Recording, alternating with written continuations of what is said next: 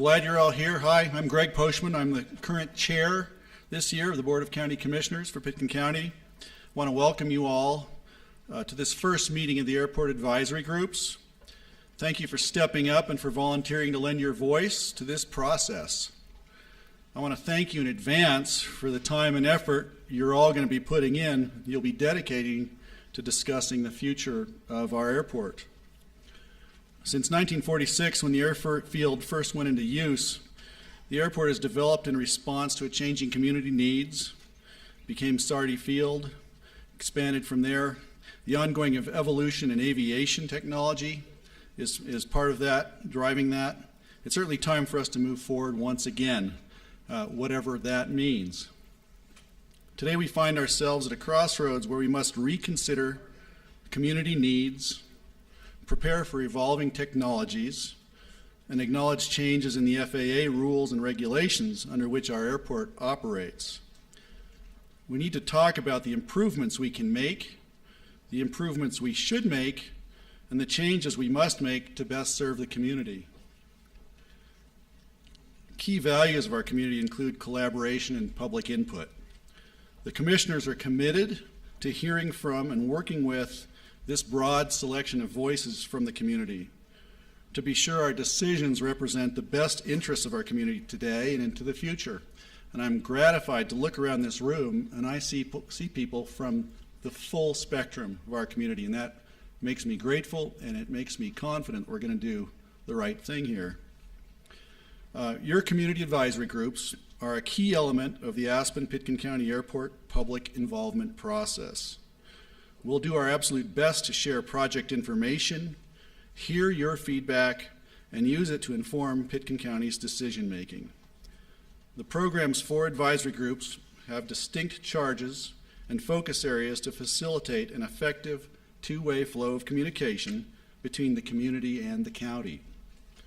Through the important and powerful process we're beginning now, an exciting process, I might say, we will ensure that our airport's future is reflective of our community character and values. This will be our best and most optimistic effort toward a more sustainable, hopeful, and bright future for our airport, our valley, our guests, and our citizens. I want to invite John Peacock, our county manager, to come up and give you the overview, why we're here, and introduce the team we'll be working with tonight. Thank you all for being here. Okay. Thank you very much, Greg. So I'm going to start off tonight talking a little bit about the meeting purpose. Could you raise your hand in the back, make sure you can hear me? Okay, thank you very much, appreciate it. So tonight, really what we're here to do is establish the purpose, roles, and responsibilities of the different advisory groups. There may be members of the public, but generally everyone with a name tag in here and a lanyard has been assigned to one of the working groups to help us in our community conversation. We're also here to gain a common understanding of the vision efforts, history, and decision-making process that's brought us to this point. And most importantly, we're here to listen. We're here to really begin to identify the community values that's going to inform this process and inform the outcome of this process.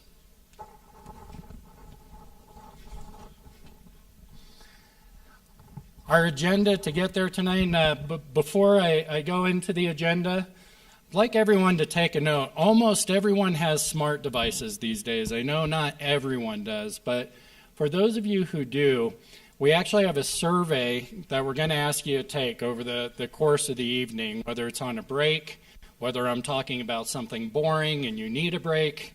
It takes about 2 minutes. It's 10 questions. If you go to www.aseinput.com, it will bring you right to the survey. And it'll start to give us a sense of the priorities in the room. We're going to share the results of the completed surveys at the end of the evening. So, as far as our agenda tonight, we have a very full agenda. We want to be sure that we balance being able to provide you with enough context for why we're here and where we're going, but also hear from you. There's going to be a lot of opportunities over these next 12 months, as you'll see, for Q&A and questions and information. We're going to have some limited time for that tonight. We're going to answer what we can, but at this point in the process, we may not have all the answers for you and should not have all the answers for you. So tonight, we're in the process right now doing our welcome and introductions. We're going to go through an overview of the process. What does the next year look like? What are we asking you to do? How have we structured this conversation? We'll have a short period of time for some questions and answers. John Kinney, our airport director, and myself are going to take as many of those as we can. And after that, we'll be breaking out, and you have a handout now, but we'll be talking a little bit later on. Each committee is going to meet in a different room and go into a little bit more depth about the structure. Then we're all going to come back into this room to end the night and talk about next steps, and we'll share the results of that survey.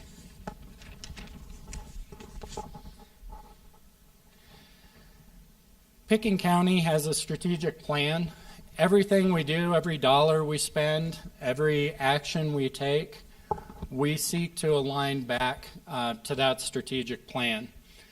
And the strategic plan is really made up of three core focus areas: flourishing natural and built environment, having a livable and supportive community, and having a prosperous economy. And the reason that we put those into a Venn diagram is sometimes those things don't all three naturally go together, but what we seek for a vital community and for a high quality of life is balancing them.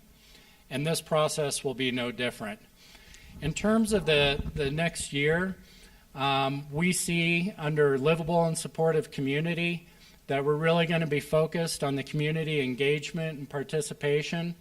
And a big portion of our discussions are going to be centered around having a sense of personal and community safety, particularly as they relate to the airport. On flourishing and natural environment, we're going to have a lot of conversation about how we balance having conserved natural resources and environment with ease of mobility via safe and efficient transportation system, and having a well-planned and livable built environment. And then under prosperous economy, we're going to be concerned about having a sustainable economy and employment and responsible and accountable stewardship of our county assets. Everything we do is aligned to this strategic plan, and we hope that the conversations that we'll have as a community will seek to balance these values. So why are we here? It's always a good place to start the discussion. I've told you kind of what we're going to be doing tonight, what some of the county's guiding principles are. But why are we here? Simply, we are here as community representatives, all of us, whether we're staff or volunteers or what have you,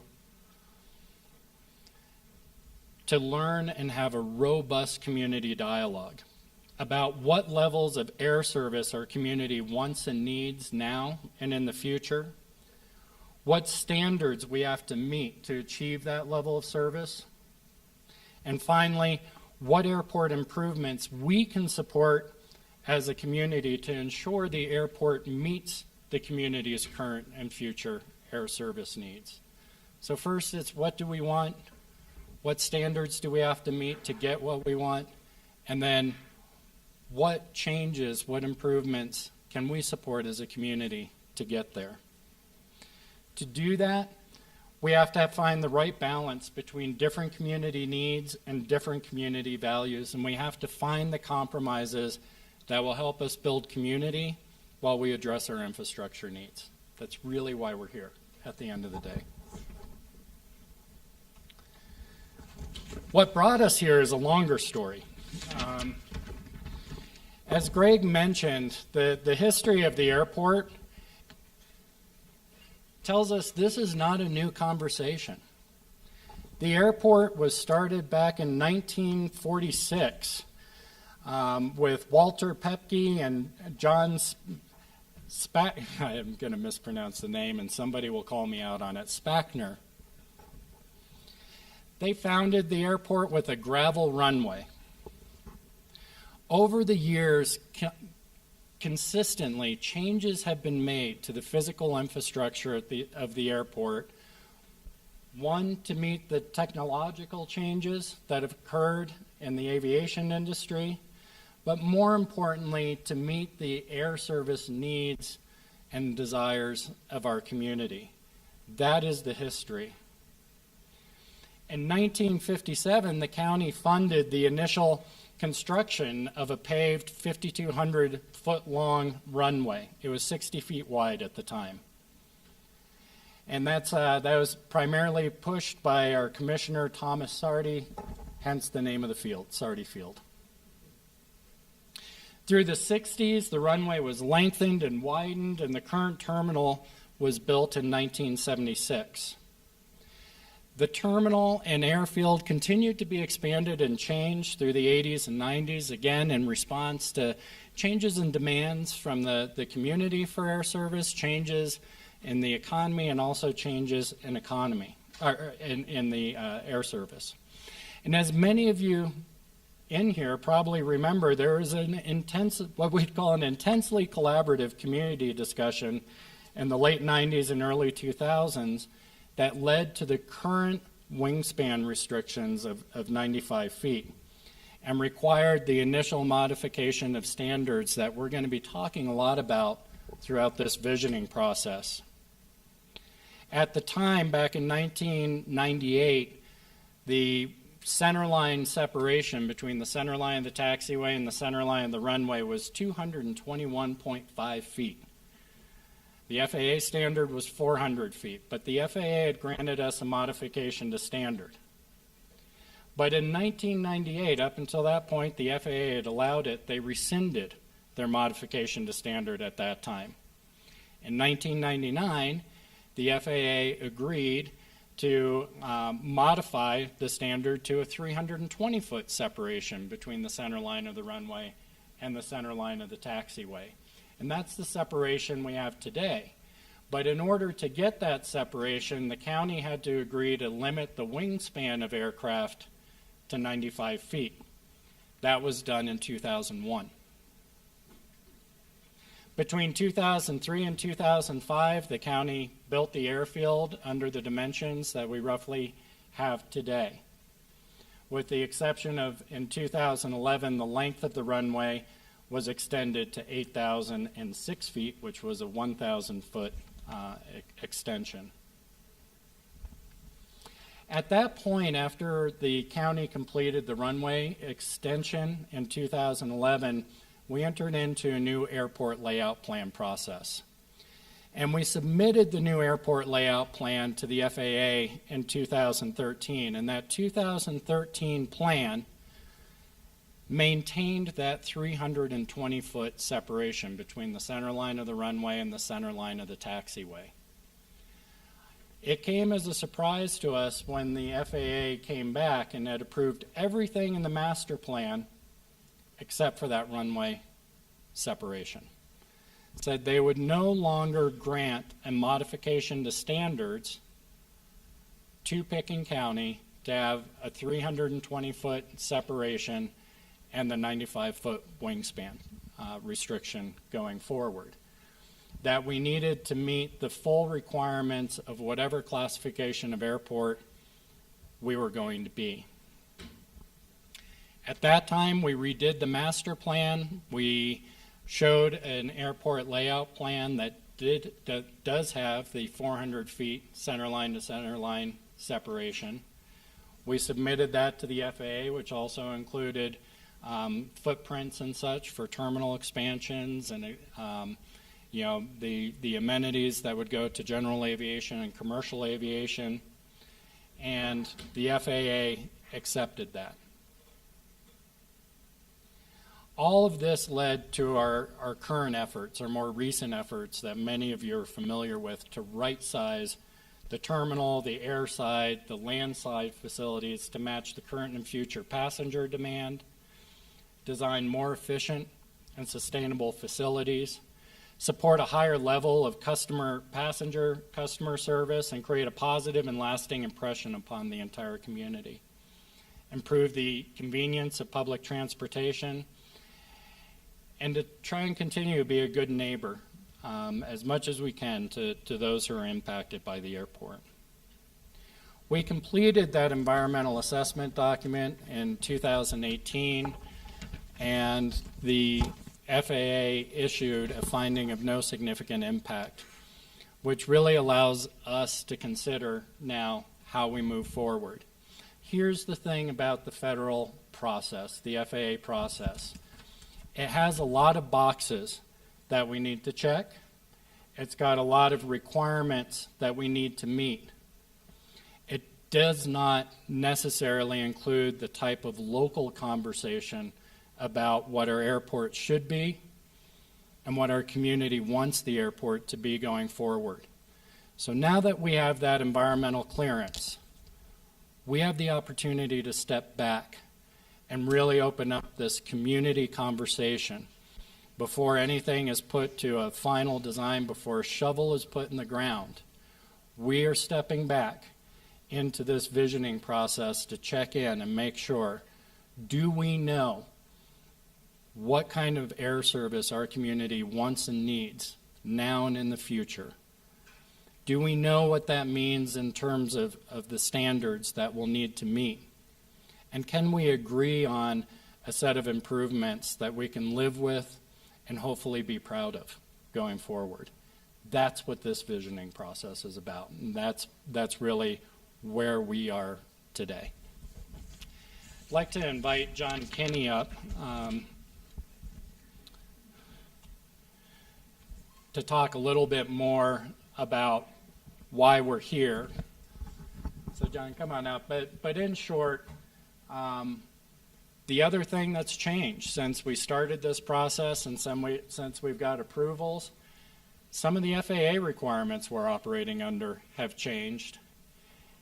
And we're also seeing changes in the industry and changes in technology that have continued to evolve. So, John, thank you. John, thank you. Can you hear me okay in the back? Yeah, there we go. Okay, sorry. Well, welcome to the Aspen Pitkiin County Airport visioning process, and more importantly, thank you. This is going to be a pretty heavy lift. We're going to take you behind the scenes and show you how sausage is made at an airport. It is very gray. There's not a lot of black and white unless you're dealing with safety or security issues. There'll be a lot of variables. There'll be some pre-scripted, half-written scripts that we'll have to recognize if we continue to have the relationship that we have with the FAA going forward. But as John said earlier, what has really been missing in this community that has an insatiable appetite for participation and really digging into the issues and really kind of framing what a critical asset such as an airport needs to be, wants to be. The environmental assessment and master plans just don't do that. They're very rigid in terms of their discussion. So the FAA, when we told them we were going to do this, they said, why? You've got the Fonzie, go. Why are you doing this to us? And so we explained to them, because we're Aspen, and this is what we do. So it's an unusual, this is my 7th airport. It's an unusual process outside of Aspen, but for Aspen this makes a lot of sense. Because we can guess all day what you want the airport to be, but you have options. But in some of those options, they're very limited. They're very limited in that you have a very constrained airport. So you must choose very wisely if you're going to expand one component. Let's say it's the de-ice pad. If you expand that, something has to shrink. You are landlocked. So there are a lot of moving pieces here that have a cascading and ripple effect. And we want to show you all those variables. We want to show you what the latitude is. We want to show you what the economics of each one of those decisions are. Because if there is, and this is up to you, if there is a desire for you folks to maintain the airport as a self-autonomous, receives no general fund monies from the county, and then we need to run it like a business, continue to run it like a business. Maybe that means you want to reduce rental cars. That's huge money for us. If we do, how do we make that up? So you push in one direction and it pushes up in another direction, even though you have a compression over here. So some pretty interesting dynamics and business models. It's quasi-government, quasi-private sector. That's why you see a lot of airports go to airport authorities. No, I'm not proposing that. It's just you lose a lot of local control.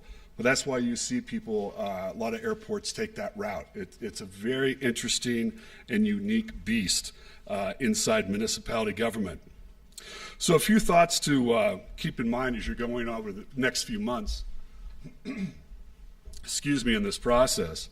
There's an age-old adage out there that if you build a mile of roadway, drive a mile. If you build a mile of runway, go anywhere you want in the world. And that's really what you have here. You have an incredible asset that a lot of people are very, very jealous of. You have a very cool agenda in that you have robust air service, but it's not invincible. And there's a lot of communities who wish they had half the air service that Aspen has. If you look at Pittsburgh or San Jose or Colorado Springs or Chicago Midway, big markets, they were decimated when the airlines pulled out. So we need to keep in mind the trends that are also feeding this market in aviation. So here's two wild cards that just came up this week. Remember we told you the regional jet is retiring 2023. They haven't made any since 2013. Guess who's making the CRJ 700 again? United Airlines just ordered a boatload of them. So a major change, but they're calling it the CRJ 550. I'm seeing a lot of heads shake out there. You've been doing your homework, that's good. It's a different aircraft in terms of the seating configuration. It's only one airline that's taking on that particular aircraft, which is going to have a decision point for this group to take into account. You want more than one carrier. So there's a lot of variables, and including, airports, it's just not small airports like us. There's a kind of a big facility out on the West Coast, to the west of us, obviously, being the West Coast. They just sunk $1.7 billion into a terminal building to have all the A380s come to that airport. Whoops. Just announced they're discontinuing the A380 program. So there are a lot of variables that are changing in this industry, and we have to take a look at that to make sure that we're staying on top of that, and we don't have vulnerabilities, and you really are at a cool juncture. You are making decisions here for the next 20 to 30 years, 30 to 40 years. What are the airplanes going to be like at that period of time? So it really is a monumental moment that you're being a participant in, which is just, I think, terribly exciting. So as we talked about, the issues definitely are gray. There are many variables. There's many agencies that regulate us. We do have some obligations that are not only in perpetuity, but some that only go for decades, others that don't have a sunset clause associated with them. So I'm very excited about your participation, very excited about what your thoughts are, because two of you choose any two outsmart me, and many of you one-on-one outsmart me. So we can look at this all day long, but you're going to look at it from a very different prism. And that's exciting to us because that means we're going to get it right from the community's perspective. This is your airport. It's not the FAA's airport. They will tell you it's their airport, and then they have a lot of leverage.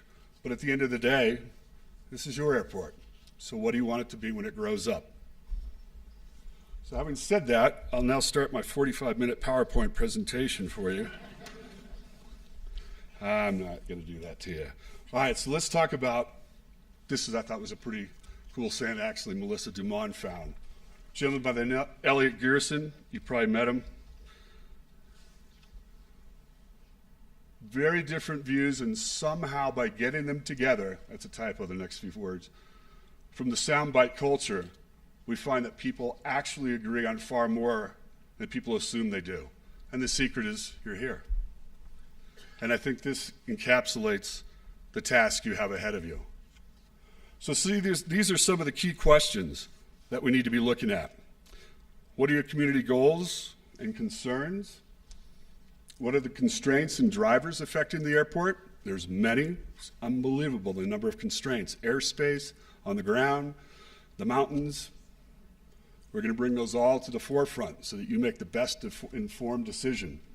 Financial constraints. What are your recommendations in terms of the airport? What if you just continue with the status quo? That's an option you can take a look at. What is the role of the airport long-term?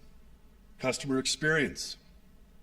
If you haven't been out the airport, we'll leave a sign-up sheet out there for you. Love to give you a tour behind the scenes. There's not a single person who has said yes to this question, these two questions. Would you want one of your family members working in these conditions? Not a single person has ever said yes. Would you want your employees working under these conditions? Not a single person has ever said yes. It's really rough out there behind the scenes at that terminal. So maybe just improve the terminal. I don't know. These are the 4 buckets that are really going to be guiding your discussion that we're going to do a deep dive in, or as deep of a dive as we can. What are the federal, state, and local responsibilities and regulations? We're going to be bringing in a gentleman by the name of Greg Walden, ex-chief counsel of the FAA, teaches a lot of this stuff at George Washington back in D.C., really a bright individual, and he'll be sharing kind of what is the gray. He's sharing it from the airport's perspective, not from the FAA's perspective. Airspace, big changes coming in airspace across the country, going to GPS, global satellite as opposed to ground-based radar. The facility layout, we're going to give you all sorts of what-if scenarios. There are some constraints, would be an understatement. And finally, what's feasible? What's funding? Should we do, and how do we phase that? We do it all at once? Don't do it at all? Something in between. So a lot of variables, but each one of the variables that are going to be coming into play will be fitting into one of these buckets. So I'm now going to ask Mike Herman, who is with Kimley Horn, regional director and a program lead for this, to come up and talk to you about the process. Thank you.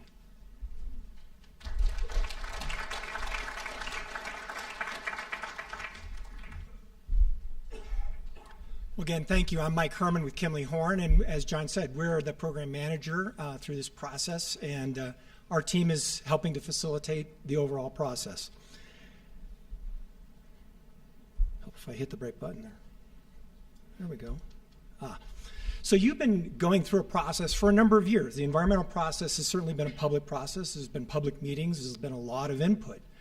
But as both of the Johns mentioned, that's a very dictated process. And while there's a lot of information out there, it's now time to make decisions that fit this community.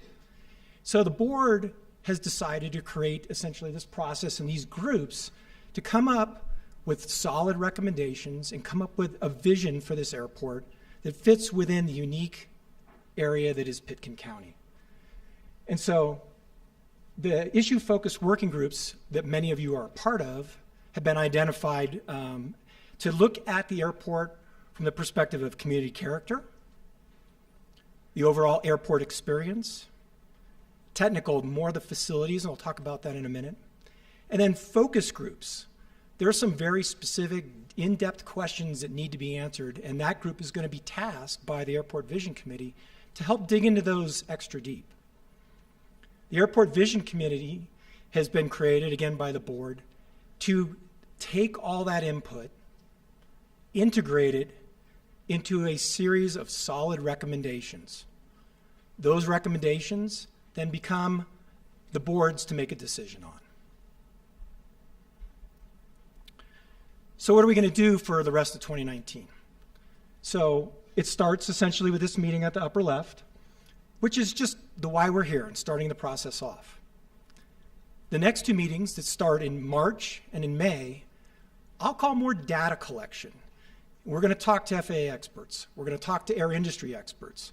We're going to talk to the folks who are looking at what's going on in terms of aircraft so that the community can understand there are external drivers to this whole process. It needs to be uniquely this county's, but there are people making airplanes across the globe.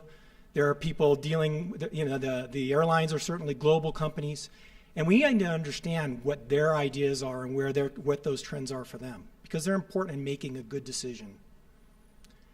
Then we get into summer. So I'm over here now. We start to go through a brainstorming process.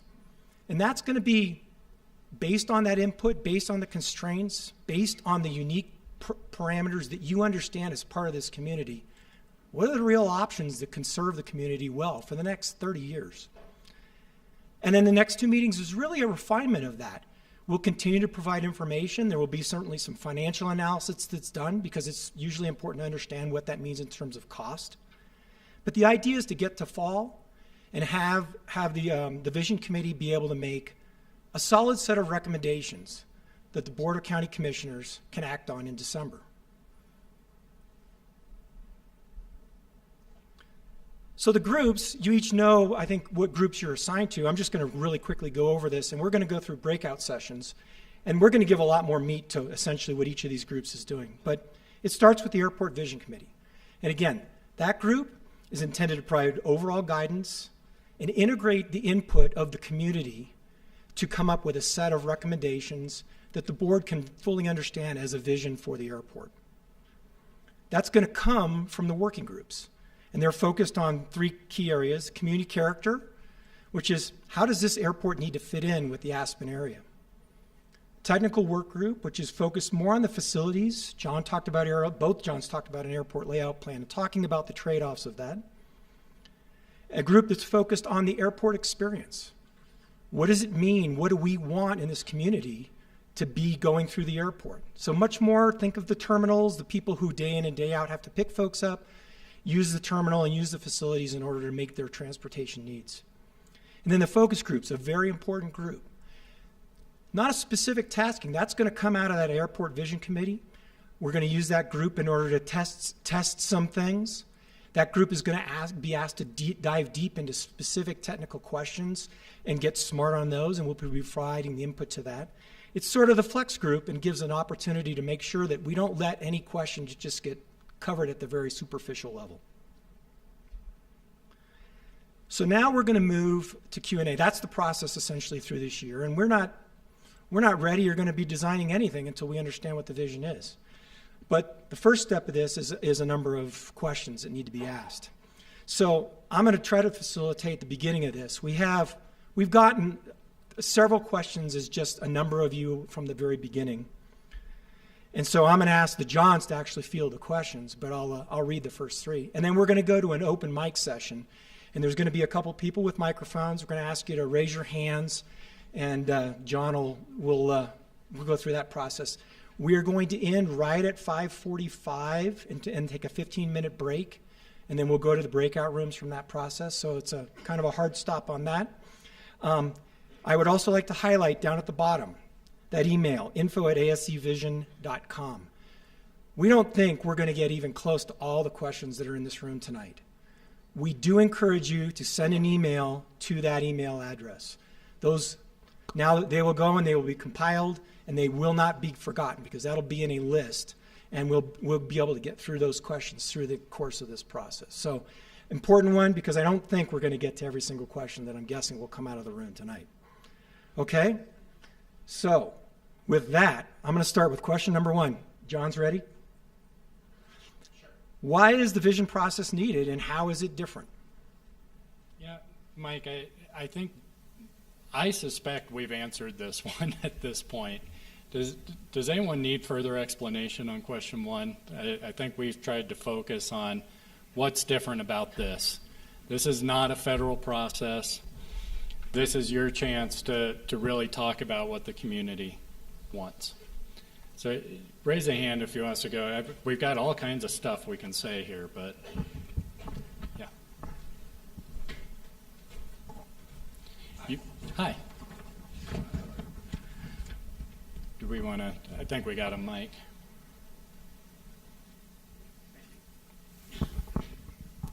Thank you. I'm Wayne Etheridge. I'm a former county commissioner, still in recovery, by the way.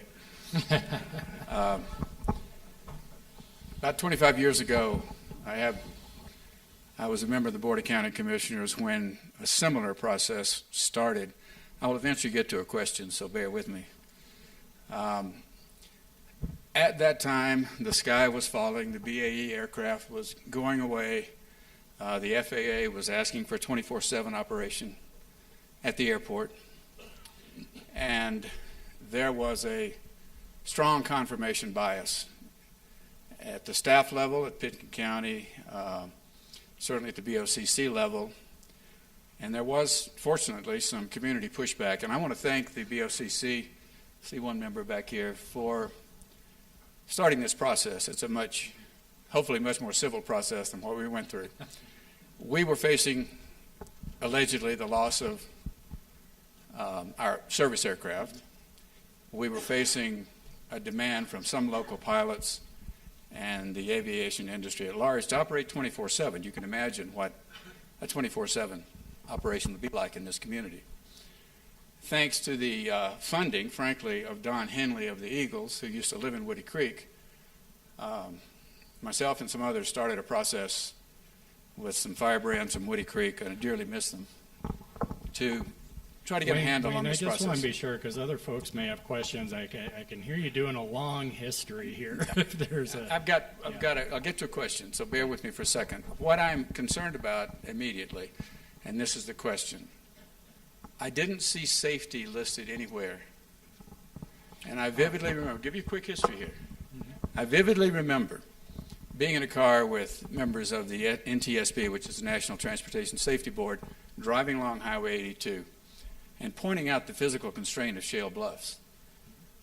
I vividly remember that because just a few years later, a state-of-the-art aircraft smashed into Shale Bluffs about 300 yards short of the runway, and some 300 people, 18 people were killed at that point. So my question is, why isn't safety, even by itself, not a major issue that's being addressed? safety is absolutely a top priority for the county. It's a top priority for the airport. It is a top priority for the FAA. It'll permeate every discussion that we have. When we talk about separations between the center line of the taxiway and the center line of the runway, why are we asking that question? We're asking that question because it's a safety standard. And it's a safety standard that's evolved over time based on the experience at other airports, things that have been learned. And so everything starts with a safety concern, Wayne. So thank you for asking that question. In terms of the visioning process, we were not expecting this broad cross-section of our community to be able to necessarily sort through all the engineering aspects that would relate to safety, but rest assured that is going to be a huge part of our conversation as we go through. Yeah. And thank you. Question number 2. Is the airport being expanded to allow larger aircraft, for example, 737s? So this goes back to the question that we started with, right? Is what is the level of service that this community needs now and going into the future? What standards do we have to meet, and what does that mean for our physical improvements? We don't have any more land at the airport. We are very, very physically constrained. There is not more land to acquire, northeast, south, or west of the airport at this point. So really what we're doing, we are not expanding the airport, but we are making decisions as a community about what infrastructure will get developed and what will that infrastructure serve. This is not the previous conversation that's focused on bringing a specific aircraft in, but as you're going to see throughout this process, there are changes in the industry, there are changes in technology, and there are changes primarily due to safety, Wayne, and what we're required to do. And that's why we're here now, is to balance those. So we're not focused on an aircraft. We're focused on what level of service does this community need, what standards are we going to need to meet to get there, and what can we develop? John, do you want to come up on any of these? We're going to go back and forth here if you want to, if I'm missing anything. John actually has more technical knowledge. I just grabbed the mic and walked up on stage. He probably gets this next one. Okay, good. So the third frequently asked question that we've heard a lot is, what is the FAA's role in this entire process? So we're essentially, how much local control does the county have? John? Thanks, Mike. So the Federal Aviation Administration, who is the foremost overseer of safety, design of airports, standards, airspace, their really control is to make the airport a national asset.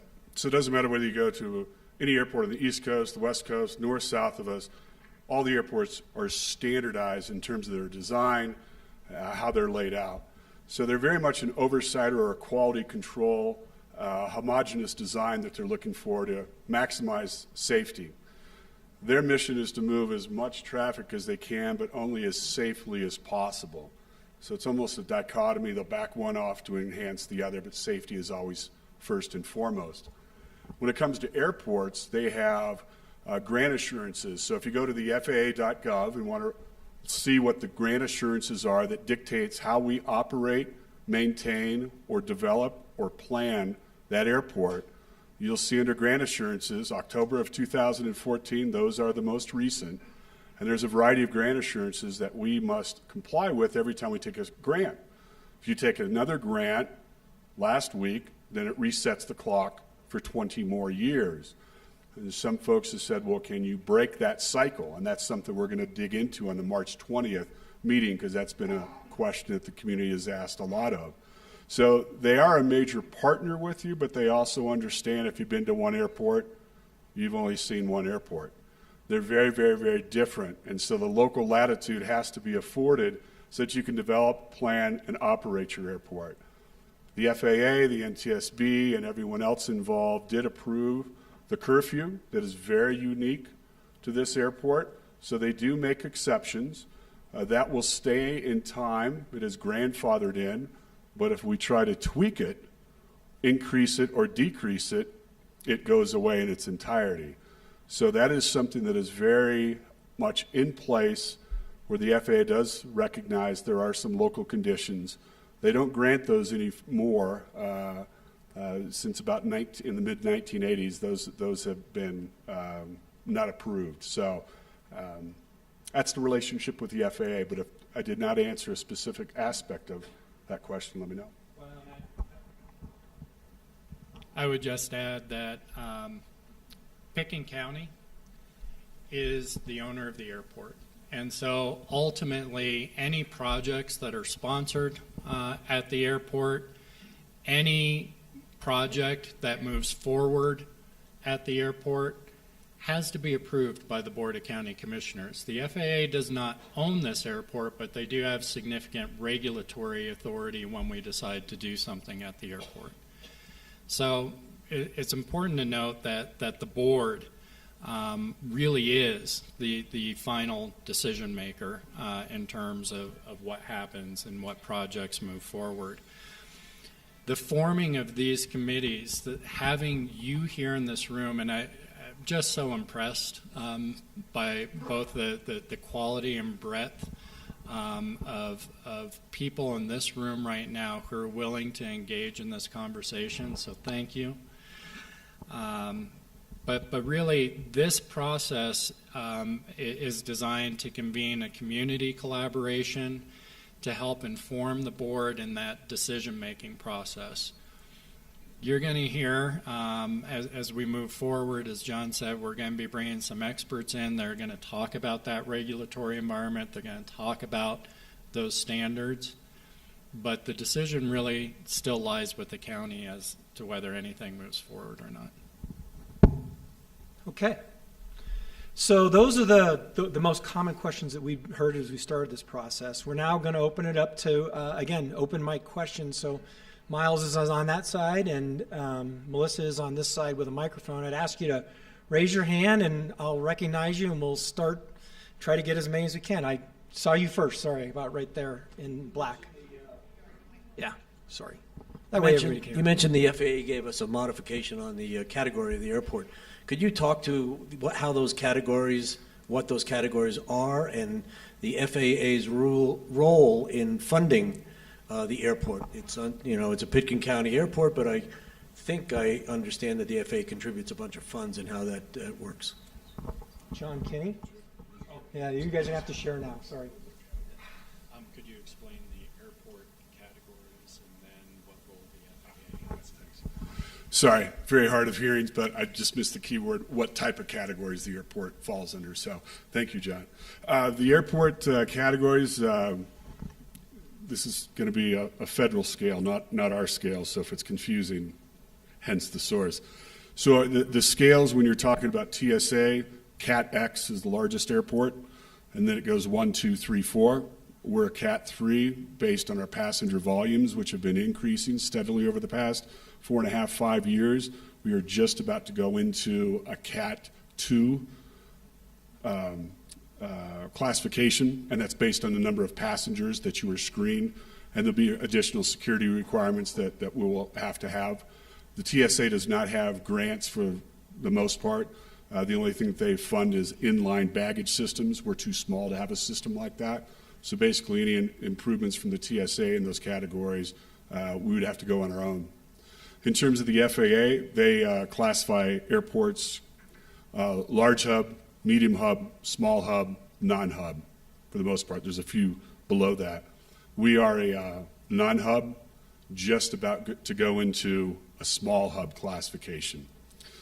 With that, there'll be probably more opportunities for grants. There'll be less airports to have to compete with. In terms of the funding that we get, we have entitlements by its very nature. We're entitled to them based on our volumes. So every time that you have an airline ticket, it can, the PFC, the passenger facility charge, the taxes, that goes into an airport user fee system on a national scale. And based on our volumes, we then get those fees that come back to us. It's a little over $1 million, $1.5 million a year that we get in terms of a passenger facility charge. So that's a grant that we get from them.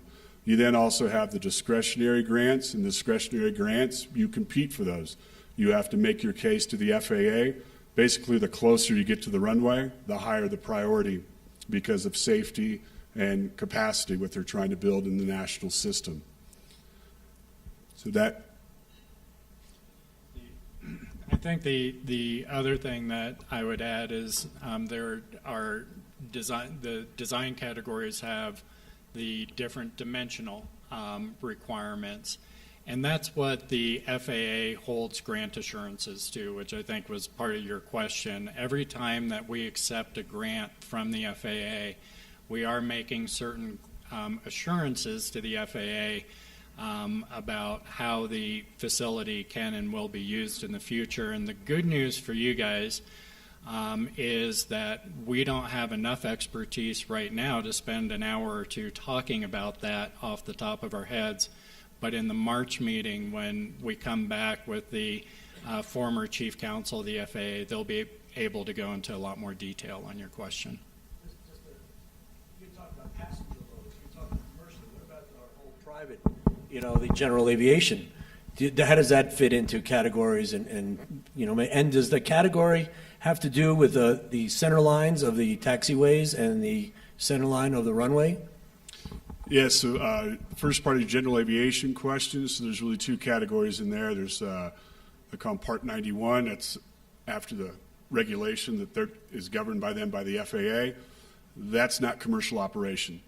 But if you're a Part 135 charter operator, those count towards our enplanements. So as those increase, that also puts us into a different category in terms of enplanements. And those are primarily run out of the fixed base operator Atlantic Aviation. They are not run out of the terminal building. In terms of the separation between the runways and taxiways, that's based on your wingspan and also the approach speed of the aircraft. Does a different category airport have to do with the wingspans also, or the separation? Right. Yeah, right. So those are actually, it's synonymous with category, but they call them groups. So there's group 1 through 6. The current fleet that's flying into the airport is group 2, so it goes up to 79 feet. That's the maximum wingspan. The CRJ is at 76 feet today. So it fits into group 2. We're really kind of group 2.5 based on that timeline that John Peacock was showing earlier, where they did the negotiated 320-foot separation between the runway center line and the taxiway center line. The FAA wants to see us, so it's basically group 3 light or group 2.5, if you will. They want to see us either stay at group 2 or go to group 3. If we go to group 3, you have to go up to from greater than 79 up to 118-foot wingspan aircraft. Because up until last week, all regional jets that were being produced had a wingspan greater than 95 feet. And that's the negotiated group 2.5, if you will, that we have at the airport. So right now it's a maximum of a 95-foot wingspan. There's a lot of corporate jets that come in between the 93, 94, 95, just shy of 95-foot wingspan. But the commercial operations right now, just by the design of the aircraft that they're using, is 76 feet. The Q400, because I know there's a lot of pilots out there I see in the audience, the Q400 had a much larger wingspan, but it was still under the 95-foot maximum wing. Okay. I would just add to that the modification of standard was really for design group 3 airports. So we, the FAA considered us group 3. They gave us a modification of standard from those standards that allows us to operate the up to 95-foot wingspan, 100,000 pound, is it landing weight? Landing weight. And so that's really the question. The FAA is not doing the modification to standards so much anymore, largely because of the issue that Wayne raised right at the beginning, which is from a safety standards perspective, they want you to be meeting the standards in whatever design category, and that's what's really driving the discussion right now. Okay, I'm going to go to this side of the room. Miles, blue shirt right here in the front. Hi, my name is Jeff Bay. I'm with the hotel industry in town. You mentioned that this process is somewhat unique to Aspen, but I can't help but thinking that this process must have been taking place in another community. And could we look to any other communities as a success of this process or benchmarks that would help us be more efficient, or certainly identify maybe mistakes or pitfalls that came out of it to make this more successful? Mike, I'm wondering if you've seen more of these types of projects around the country. You might be better able to answer that one. Well, this process has been formulated based on that experience that we've had across the country, but it's unique to Pitkin County. It's come through an understanding with county staff and looking at the history to make sure that this makes sense relative to what's going on in this community. No matter what, the environmental process gives you essentially a clearance. Coming up with the actual projects to move forward is still unique to each community. And this process is intended to come up with what's the right vision for Pitkin County. So yes, we are learning. We're using the lessons learned of having gone through this to create essentially that framework, the roadmap, you called it flight plan today. It was a missed opportunity. But to make sure that is right for Pitkin County to come up with the right answer for this unique community. And I asked the same question because I was new to airports when I came in. And in fact, I think the physical location of our airport, whether it be the altitude, the physical constraints of the land, the proximity to population, the mountains, this is a pretty unique planning opportunity. Next question, I guess I'll go back to this side. Pick one, Rich. Right there. My name is Tom Dunton. I live in Meadowood, so we have an interest as far as the community and location is concerned. The question I have is, are similar conversations going on with respect to Rifle and Eagle? Are they developing a vision? And should we understand and work with them as we look at our service requirements, as we look at our options, and take into account what the possibilities are there to possibly have some of our service requirements serviced out of Eagle or Rifle? I know there's a lot of questions involving transportation to us from Rifle or from Eagle, but there's a couple of big airports there. They don't have the same physical requirements we have.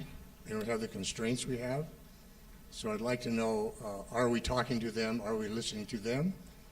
And is it possible some of the options that we have or we're looking at could be thought of in terms of what's going on there? So I think there's always opportunity for further conversation, but the answer is yes. I have been in touch with my peers in both organizations, particularly Garfield County, because the Rifle Airport, in terms of proximity, would probably be the one most likely to be an alternative.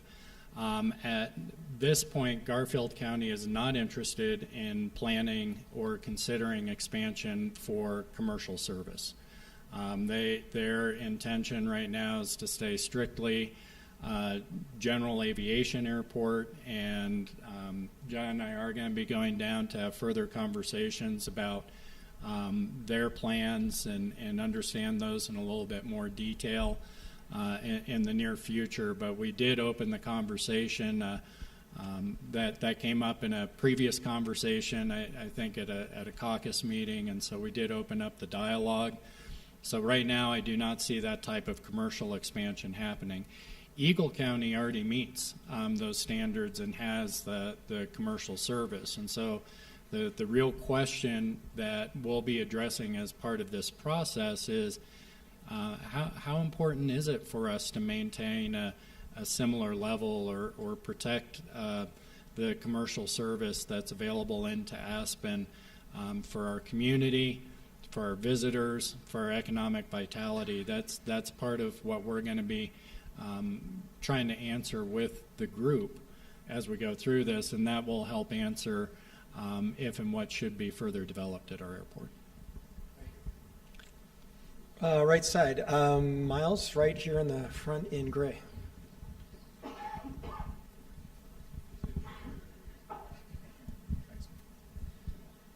I think everybody would agree that the expansion of the airport would be a growth generator. Are there any studies done that would tabulate or project what a regional airport transforming into a hub airport would be, the growth in numbers of deplanements? So, Tom, I don't think everyone would agree that the airport in and of itself is a growth generator. It is infrastructure that is certainly responding to growth that is occurring in demand.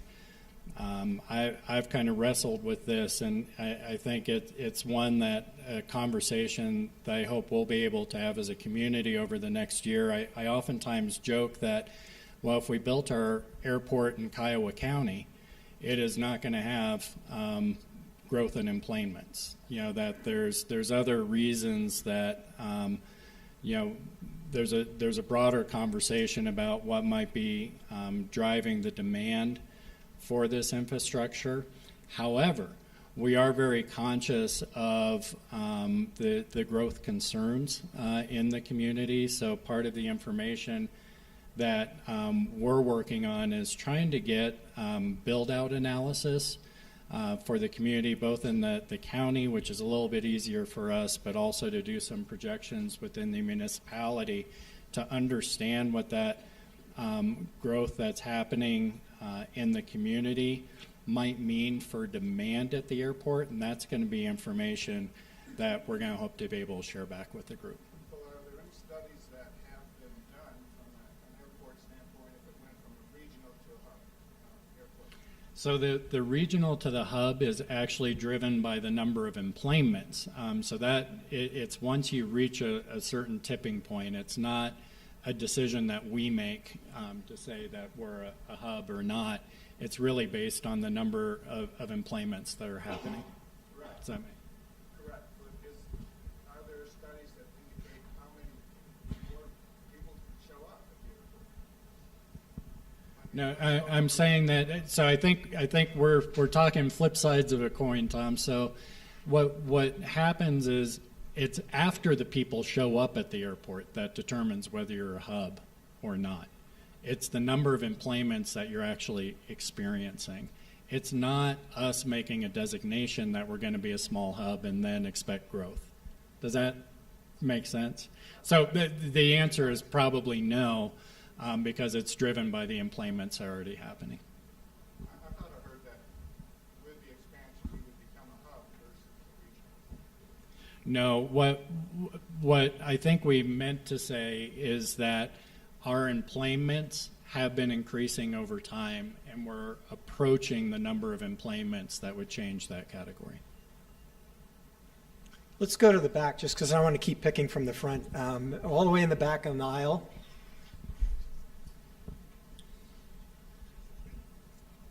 There we go. Hi, I'm Tim Mooney. I was appointed by the Pitkiin County Commissioners to be on the EPA study group, and so an observation from that was a question that I'd like to put on the floor. I think there should be a differentiation between people who are getting paid to be here or represent a specific industry that could profit from the results of this vision study versus general citizens who are coming in who want to voice their community opinion. And I think that there might be a conflict of interest with some people who are here being paid to represent an agenda. And I'd like to put that on the floor. So and, Tim, and I have a couple other things. if I could address that first well, one. let me get through my because I thoughts can't here. remember too many things, but if you can remember it, I want to address the first. Here, let me just finish. So in that environmental study group, it became very difficult because of the moderator and the competition for time between the people who were representing rent-a-car companies or hotel companies, that the debate was erased, and you couldn't ask questions and debate questions. It got down to that after the presentation was over, then you had to consider your questions and put them out. And that was eliminated, and then you had to put your questions in writing. And then we didn't get answers back to those questions. And sometimes we would come back to the next meeting and say our questions aren't being answered. So I think there should be a process that states how questions are presented and how the answers are delivered. Because we basically got stonewalled on a lot of things that were serious questions to us. And my last point, and this is why I want to kind of get this out, going back to the frequently asked questions of the airport being expanded to allow a larger aircraft. If we only have a certain number of hours of operation because of our curfew and our safety factors, and if we are pushing to get from a 0 hub to a 1 hub, can't we calculate what the employments are going to be? And if we say this isn't about getting a larger aircraft, we're going to say that we're never going to be a 1 hub or a 2 hub, because we know what size planes can come in here safely, and we know the capacity, so we can say we're never going to get to this level of expanding our category. So why, in our master plan to build the airport bigger? And to get to the point of Tom's question, I think we should have people put their hand up and say, who thinks the airport is a growth generator, instead of just, going with one opinion. Thank you. So let me address the first. One of the things that you're going to be hearing when we go into the breakouts is that by the board appointing you to these different working groups and the visioning committee, you've actually been appointed to a public body under Colorado state law. And so there's going to be bylaws associated with that because you are a constituted public body now. Welcome to the fishbowl, by the way. And part of those bylaws will have a conflict of interest clause and a process to be vetting whether there is a conflict of interest. I think the board was very conscious in terms of choosing representatives to be on the committees that really represent the community and different segments of the community. And everyone is here because those views are valued, those views are necessary, and all those views need to be heard.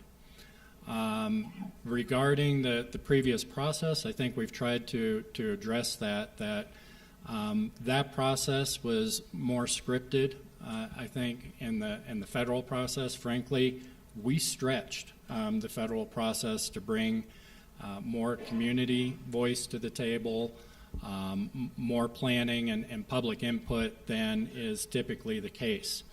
Typically, there's a requirement for 2 public meetings with an EA. Through our process with the master plan, the EA, we had 200. Okay, between coffee chats and public meetings and trying to gain input. And I understand that there's some frustration with folks who were in more of the box checking exercise. All I can ask is that you stay with us, and we are going to try and make this process different. To the third point around growth, we are going to be trying to produce data that would indicate what we anticipate build out to be. What does that mean for growth, and then what do we think that means for future airport employment? So we're going to be presenting that information at a future meeting. We can all offer opinions. We can all offer conjecture. We're going to try and offer you some real analysis, but we don't have that for you tonight. Okay, let's go back to this side. Oh, right there. 1 second. This is a very basic question, but I'm curious about what the total cost of this revisioned airport would be and who's actually paying for it. So I'll try and address the first, and then the paying for it I'm going to hand over to John Kinney. That's a harder question. So the first part of your question is it depends. And I don't want to equivocate too much on you, but if we knew what we were doing going into this process, I could answer that question. But we're asking this group to make recommendations, and depending on what those recommendations are and what infrastructure you choose to emphasize, what infrastructure you choose to de-emphasize, it could have a very, very different price tag. I think at the top end right now, and Mike, throw something at me if I'm too far off here, but if we were to go with what was approved under the current environmental assessment, it is a large price tag. We're looking in the $450 million range, plus or minus. I'm going to let John talk about the payment side, but that can change significantly depending on how we approach the infrastructure question. So don't take that number to the bank. That's why we're here, and that is not a foregone conclusion. But in terms of how payment works, I'll give you someone with a better radio voice. Okay. It's really airport user fees. So we don't receive any funds, general funds from Pitkiin County or anyone else. We are autonomous, self-sufficient, self-sustaining. And our airport user fees, to get a little bit more specific for it, the airlines will pay us fees per flights. That's landing fees, that's fuel flowage fees, that's lease space fees. We also get PFCs, passenger facility charge, the head tax, if you will. And we also get CFCs, the customer facility charge, which is a head tax derived from the rental cars. And then there's also grants. And we talked earlier about discretionary grants and entitlement grants. We also receive revenues, considerable amount from parking, land leases, rental cars, landing fees, and ground transportation, whether it be taxis or hotel operations. Basically, we create the market. If you enter the market, we have the ability through the federal government to charge you a fee, and we can charge you reasonable fees based on the cost recovery program at an airport, which is pretty capital intensive. And I would just add that right now, tax dollars, local tax dollars, do not go into the airport. It's supported by the grants, fees, and on-site revenues. Right here in the hat.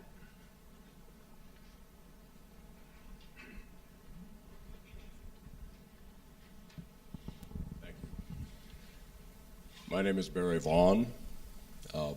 Simply, this process here, what's the budget for it, and who's paying for it with what funds? Just curious. This process is grant eligible in terms of our program management. We're still in negotiations with the FAA as to what extent they're going to participate in this process, because they believe that this is above and beyond. So we're still negotiating that. Whether they participate in part, then it will be a discretionary grant. If they do not participate, then it will be coming from the Airport Enterprise Fund. The budget to date is about $1.5 million for year one for this community outreach program. And it's being funded, as I said, Airport Enterprise Fund. Over on this side again.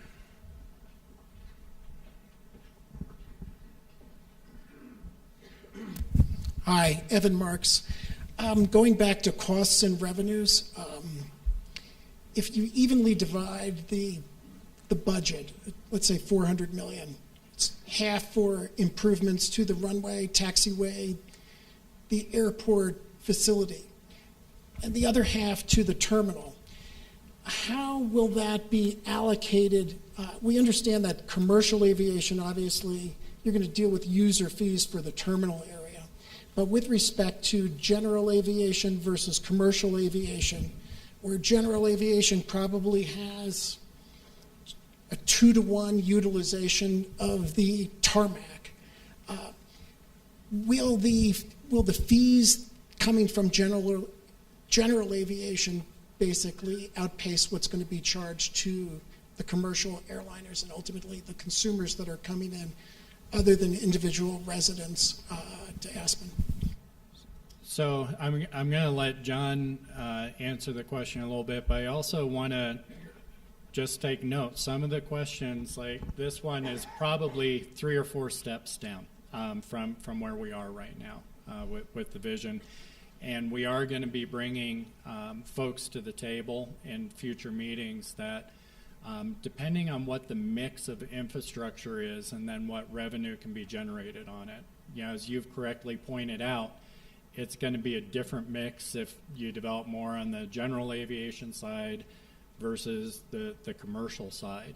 And so as alternatives are developed, we're going to be financially modeling that for you, because frankly, it's not just about what we want to do, but what we can do needs to inform what we want to do. So we're going to be bringing that information to you. John, I don't know if at this point you can add any more specificity. So more to come. Right here.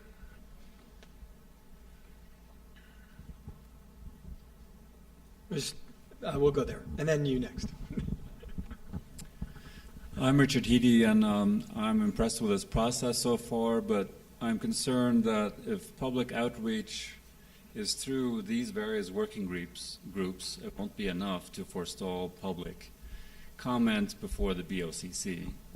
So I'm hoping that as part of this process, the groups as well as the managers in the airport will make early, frequent, and comprehensive communication with the public through various media so that we can raise issues publicly as the process goes along. And thank you for bringing that up. And you'll notice in the schedule, after we get through the information side, as we're going through, we're going to have kind of gap months between the working groups meeting and the visioning committee meeting. It's our intent that we're going to be going out and having conversations with the public at each step, so that whether it be through open house or survey mechanism, whatever, we're going to have multiple channels for the general public to give feedback throughout the process, and the working groups will have the benefit of that. So thank you. Since I promised you next. I am curious that the commercial aircraft coming into Aspen that pilots have to have special training, I understand. And as you know, there have been many accidents in this valley, and Aspen Airport is considered the most dangerous airport in the country. Would we be better off if the private carriers were also required to have special training before they flew into the valley? Well, just before I hand this off to John on that, I have not seen any statistics that support the assertion that Aspen Airport is one of the most dangerous airports in the country. Certainly, I've seen some great news articles and such where they like to rank the top 10 most dangerous airports, but there's usually not stats to back that up. And that's part of the role that the FAA plays, the NTSB plays, and ensuring that there is a standard of safety for all of our airports. So I just want to be cautious about putting that out there without having any data to support, that somehow we are the most dangerous airport. But I think the real question, John, as I understood it, was, is there an opportunity to require special training for the GA aircraft, which is where we probably see more accidents, certainly, than commercial. So, John? Thanks, John. Another John. As many of you know, the Federal Aviation Administration regulates that population. I'll tie the first question that we had about aviation safety back to yours, John, and that is that all these improvements were circulated throughout all the different disciplines sections within the FAA. So air traffic control took a look at the shale bluffs, took a look at that in relationship to today's alignment, to the future proposed alignment that was studied in the environmental assessment. They also understand the special certificate required to fly into if you're a commercial pilot operating an airline aircraft. And right now, the majority of corporate aviation, in fact, I'm not sure if any corporate aviation, I know if you, Andrew and some others would know better than I out there, I don't think there's any corporate aviation aircraft that fly into here after night, after darkness. If there is, it's very, very, very few. So it's somewhat of an overly or already regulated group of folks, and that's really being driven by the insurance folks who have the insurance coverage on the hulls of the aircraft. They're dictating that. But it's really a federal preemptive issue, and that's the FAA's purview and not ours as to what type of pilot license is required to come into and out of the airport. Just one more addition, though, but as we bring in the former chief counsel of the FAA, we've captured that question, and we'll be sure he has it, just in case there's an option we have not considered or are unaware of. Other question? Wow. Oh, sorry, I see one way in the back on the right. Miles, way in the back, next to last row.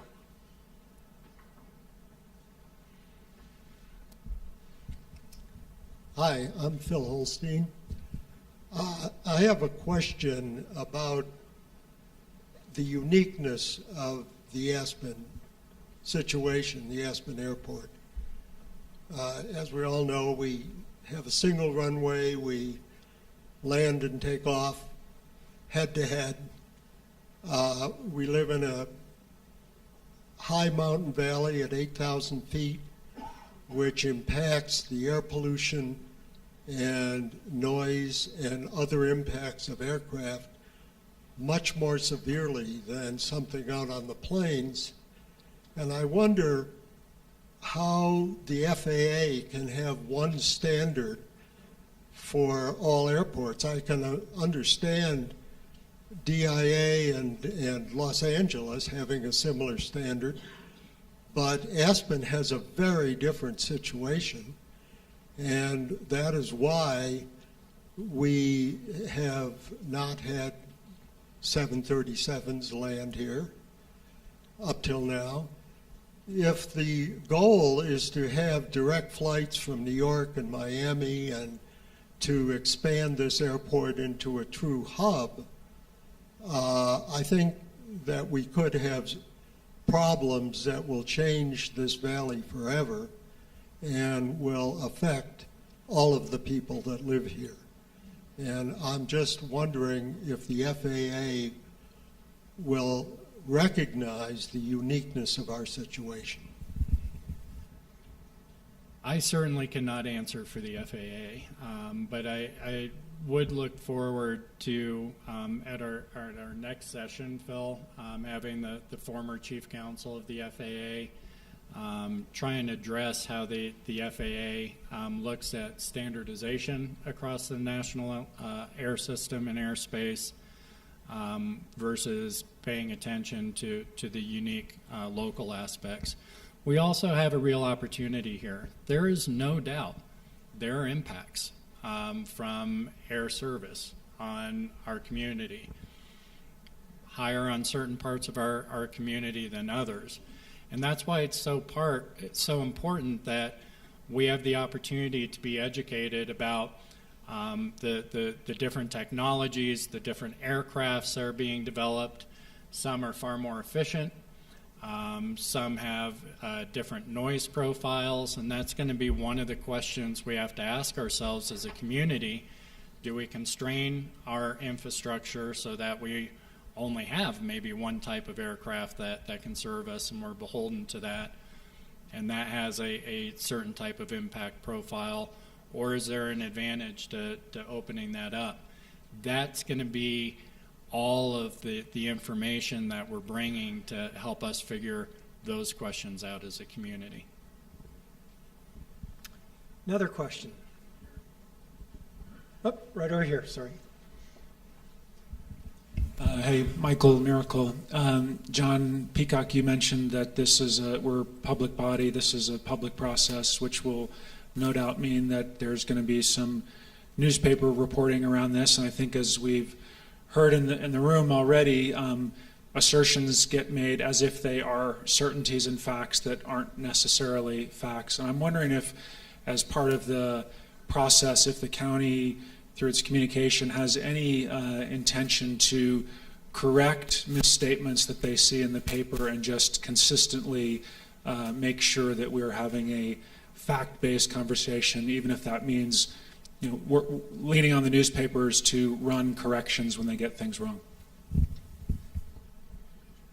Yeah, you never want to get into a fight with folks that buy ink by the barrel, Michael. But but at the end of the day, this effort is really about getting as much of the correct information out as we can through as many multiple channels as we can. All of our educational, presentations that we're going to be doing, including tonight, by the way, I should have mentioned that up front, we are being recorded. And we're being recorded as part of our transparency, but also to be able to make this available to the public. So all of our sessions will be publicly available. Certainly if we see gross kind of either misstatements of the conversations that we're having, and or inaccuracies being reported, we will make every effort to correct that. I'm pretty happy that generally our press is really making every effort that they can to be as accurate as possible. We're going to make sure that they have the information so they have the opportunity to do that job. And if there is a misstep somewhere, we'll certainly have those conversations, just to be sure we're all operating from the same base.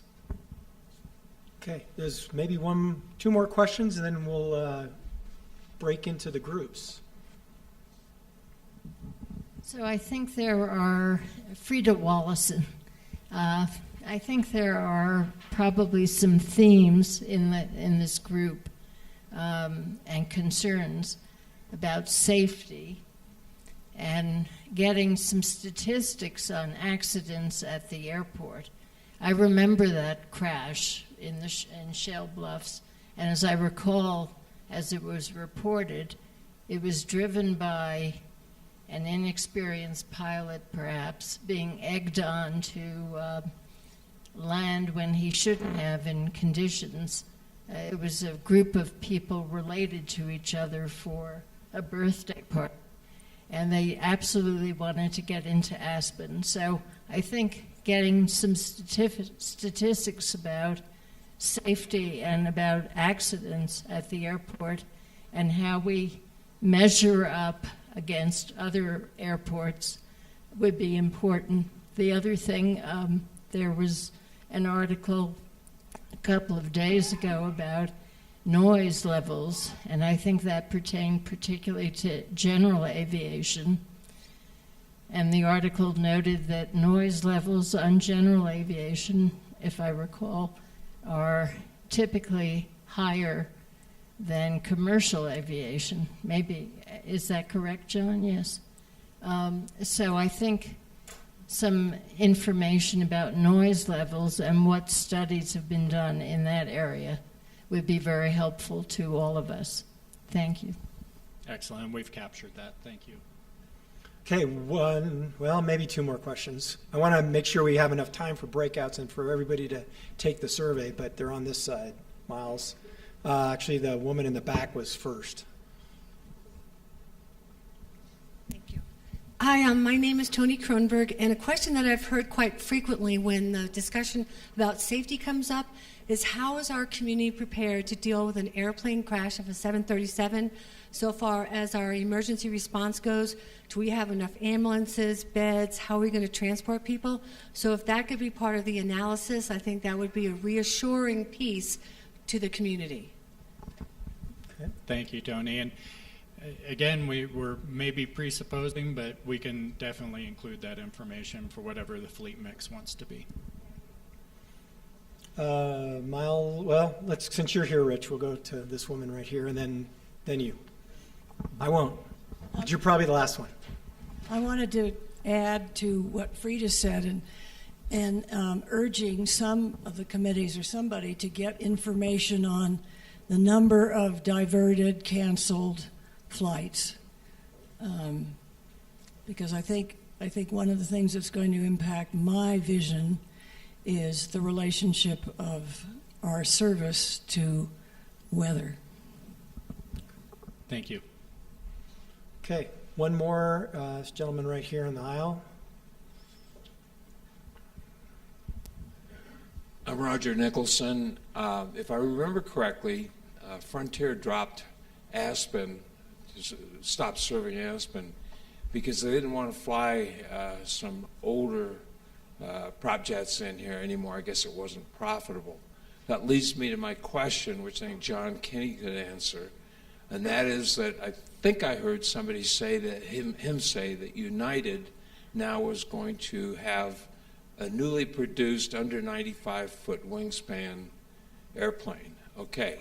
That would then, I think, put them in a monopoly position if we did not act to make things larger. I just want to confirm that I heard correctly and wonder if an airline other than United would somehow decide to use those same airplanes. Roger, thank you. So currently United Airlines is the only one that is discussing that they have placed orders for the CRJ 550, which is the 50-passenger version of the CRJ 700. SkyWest is looking more towards the CS100 as the old name. It's now been renamed by Airbus, who acquired that company, to the 220. So they're looking at different aircraft by different carrier. The point that I was trying to make, just kind of bookend the spectrum of issues that you need to study. Some folks have said, well, if they're going to make the CRJ 700 version at a wingspan within the Group 2, why don't we just hold there? And the point being made is, if that's the only carrier that is flying that aircraft, that is something you should study in its totality, because it could lead to a lack of competition. So, again, one of those gray answers, but we are going to be bringing in subject matter experts to talk to you from the aircraft manufacturers as well as the airlines or airline representation from the industry, and they can really kind of give you a thumbnail sketch of what it's looking like out there in the future, so you can take all these variables into account. Okay. So with that, I'm going to remind again, we will take questions to that email, info@asevision.com. So for those who didn't get a chance or come up with a question on your drive home tonight, please send them in. We will definitely be keeping track of those. I also want to highlight, remind the survey that we mentioned at the beginning. It's really only 2 questions.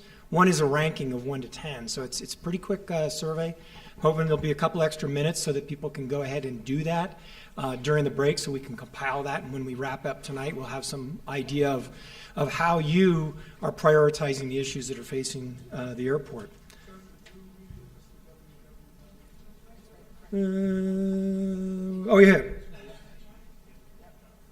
ASE, yeah, I'm sorry. She did this. She knew you were going to ask that question. www.aseinput.com. And I don't think it needs to be capped ASE, does it? It's like any other URL. Okay? So with that, just a little bit of talking about the breakout groups and just some logistics.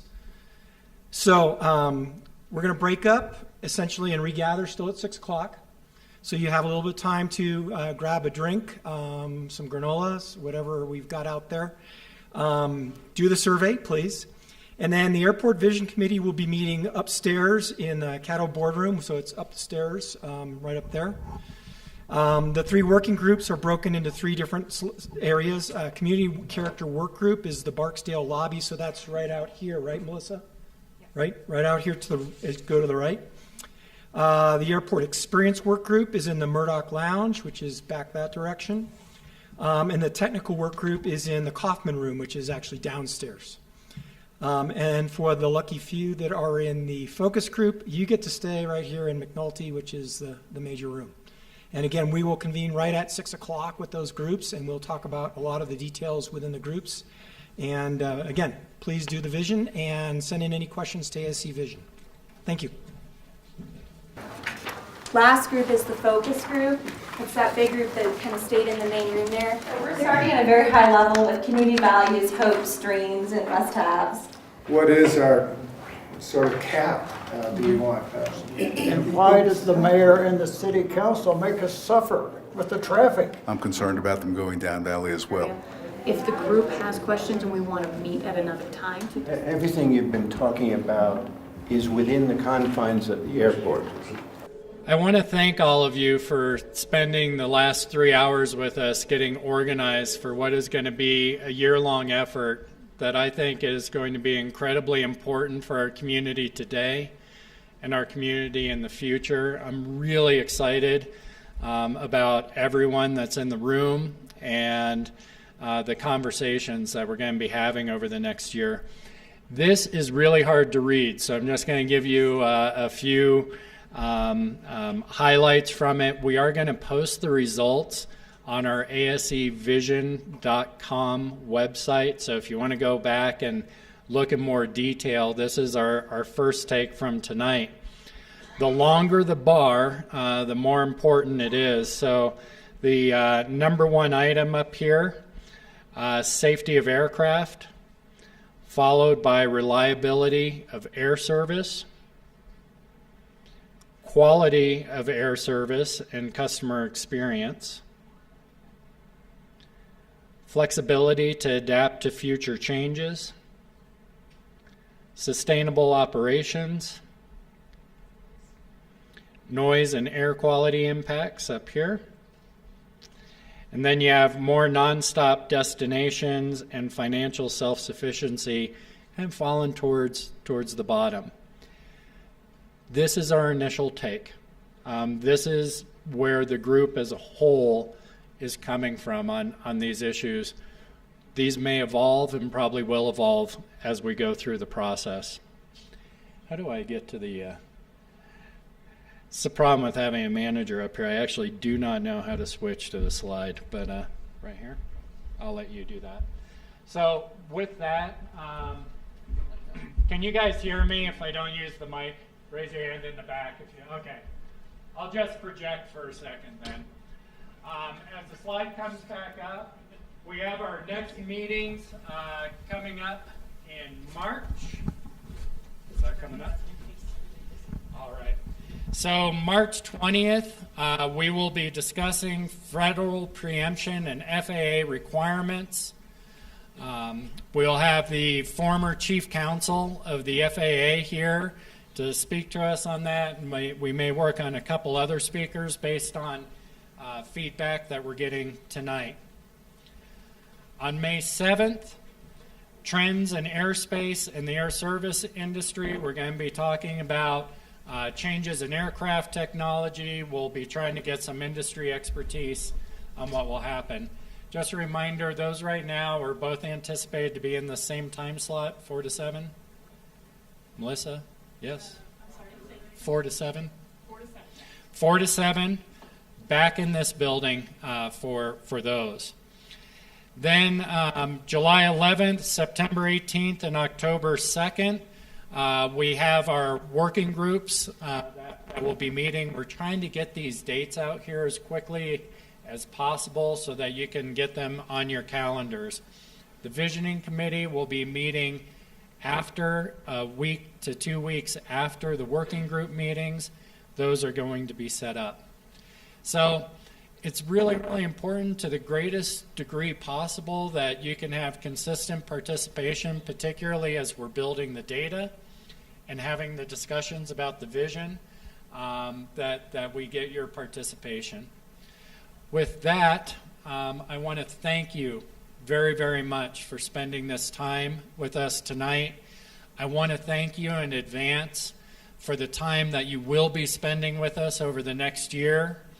The challenging conversations that I think are going to mean so much to our community today and in the future. Thank you. You were all selected to be here, and we appreciate it. It's one question, then I want to let people go.